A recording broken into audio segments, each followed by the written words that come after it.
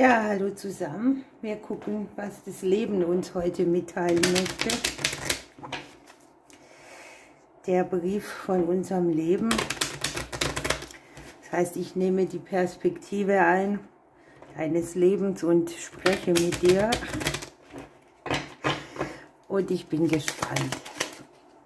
Ja, das Leben sagt dir, irgendwo gibt es vielleicht Hindernisse, du lässt dich ausbremsen.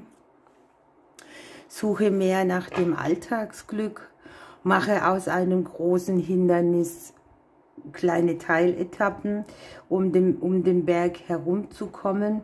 Aber das Leben sagt ja auch, Hindernisse sind hier nur kurz zu sehen.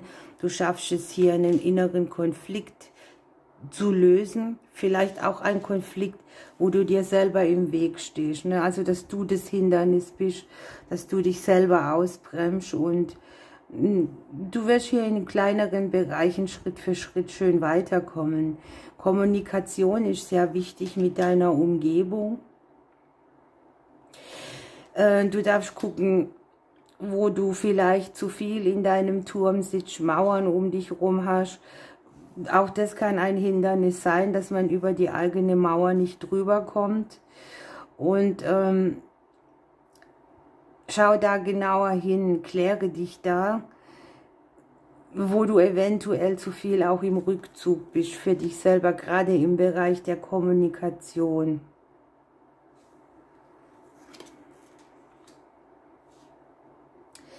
Ja, das Hindernis sieht man jetzt in der Spiegelung etwas besser. Es geht nicht um Geld oder um Materie haben.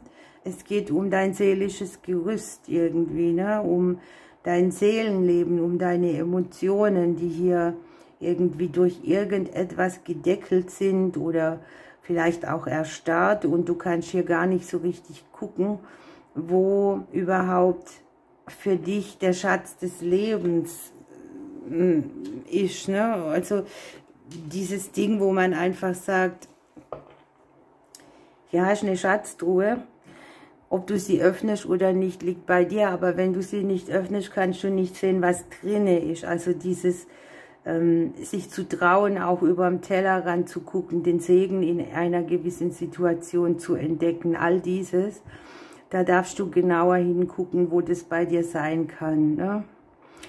Ich habe, dass du auf überraschende Erkenntnisse kommen wirst, dass auch dein Fundament plötzlich verändert.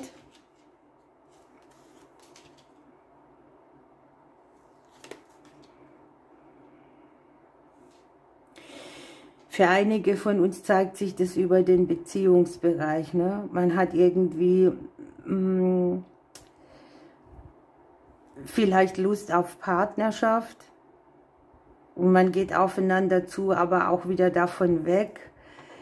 Man hat nicht so richtig das Gefühl, für etwas zu brennen, für Zeiten, die man leidenschaftlich verbringt, weil eben da Hindernisse sind auf der Seelenebene. Die können hier kommen aus irgendwelchen Konflikten der Vergangenheit auch, aus Nähe- und Distanzthemen, aus Themen, wo man sich schlecht wahrgenommen fühlt, ja, oder wo man, ich würde mal sagen, sogar verkannt wird. Jemand interpretiert in dein Verhalten rein und du denkst, ups, das habe ich doch gar nicht so gemeint oder da werde ich nicht richtig erkannt. Und da immer wieder die Erklärung zu finden, wieso, weshalb, warum, könnte ein Hindernis sein.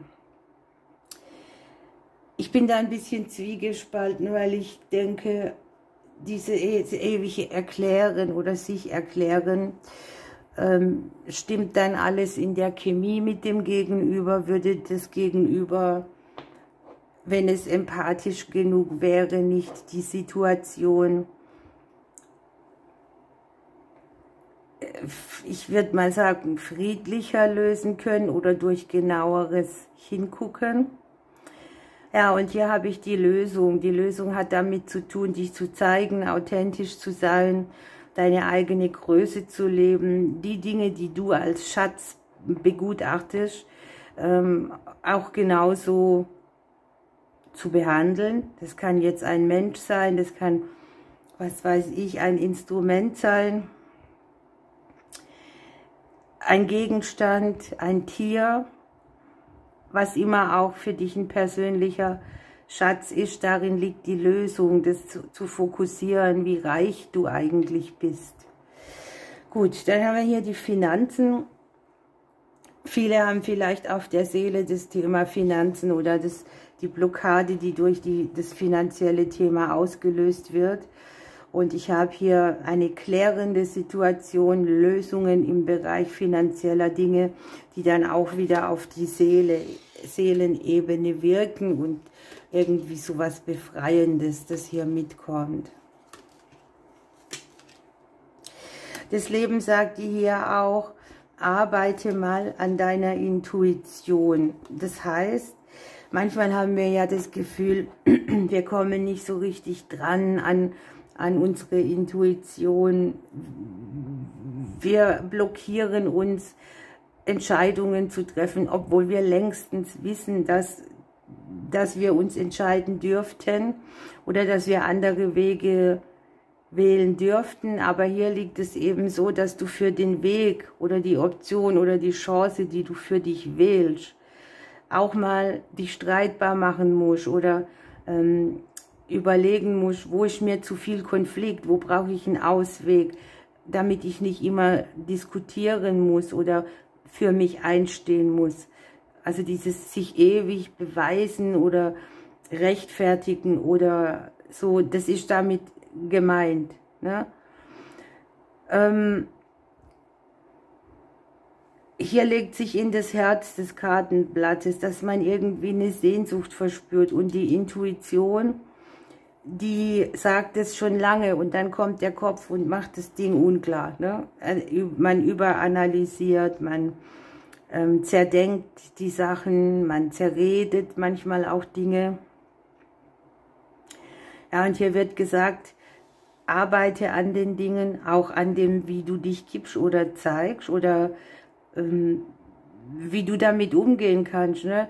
Ich meine, es ist ja auch so ein, wir müssen uns nicht beweisen, warum wir so oder so sind. Und da kommt eben auch, je älter das ich werde, bei mir zumindest, so dieses Ding, mir doch egal, was die anderen denken. Das hört sich jetzt lapidar an, aber das ist eine große Befreiung.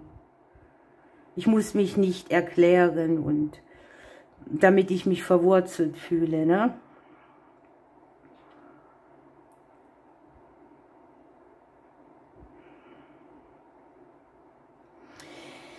Hier habe ich so ein bisschen ein Ding zwischen Herz und Verstand auch liegen. Ne?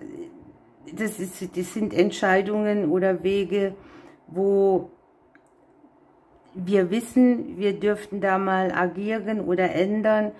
Und dann kommt das Herz ins Spiel und sagt ja, ach, lass mal lieber, nicht, dass der Konflikt nachher noch größer wird. Und es geht darum, dass du hier ein bisschen wieder zu dir auf deine eigene Richtung kommst, dass du das Verbundensein auch spürst, wenn es gerade von außen nicht da ist oder von jemandem nicht erfüllt werden kann. Investiere deine Zeit sinnvoll, nutze Energie, die dir zur Verfügung steht, um dich vorwärts zu bringen und nicht um das Hindernis mehr zu nähren. Hier liegt eine ganz große Klärung auch auf der seelischen Ebene oder auf deinem Gemüt drauf.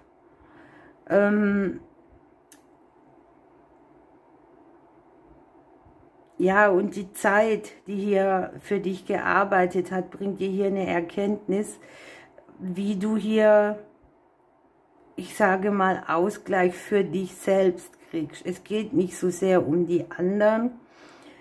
Hier liegen trotzdem noch Möglichkeiten, Brücken zu nutzen, die mit Sicherheit kommen. Aber da arbeitet die Zeit noch und bis die Zeit hier reif ist, guckt euch das mal an. Wir haben hier die Schatztruhe in der Spiegelung. kläre dich selber, vertraue wieder mehr deiner Intuition, arbeite mit deiner Intuition, wird hier gesagt, ne? Ich habe hier so Schicksalsthemen oder Schicksalspartner oder Reizthemen, die du durch ein Gegenüber gespiegelt kriegst, die immer wieder für Hindernisse sorgen. Ja, und hier ist die Zeit abgelaufen für irgendetwas, das wie ein Schatten auf dir sitzt, das dich immer wieder zweifeln lässt, das dir immer wieder Emotionen des Mangels hier auch mitgibt, ne? Guck, Dame, Maus. Und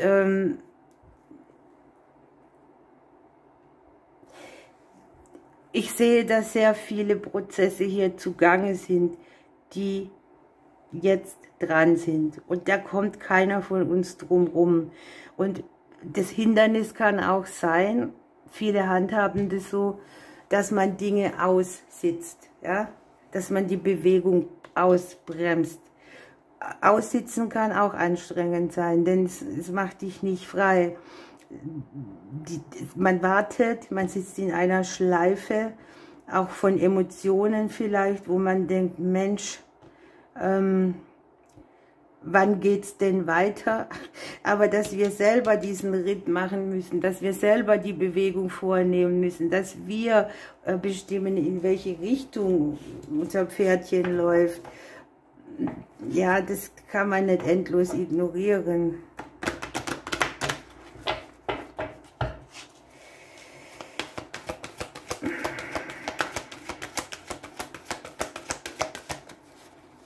Was für ein Thema kriegen wir hier noch mit? Genesung. Sich Zeit nehmen zu genesen in den Themen, die ich hier genannt habe. Und gleichzeitig haben wir hier dann, dass wir uns wieder mehr entfalten können und auch in die Gelassenheit kommen. Wow, ich liebe diesen Brief des Lebens.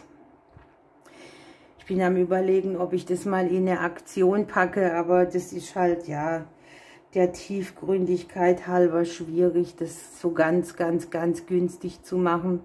Ich lasse mir was einfallen, ihr Lieben. Ich drücke euch, bis bald.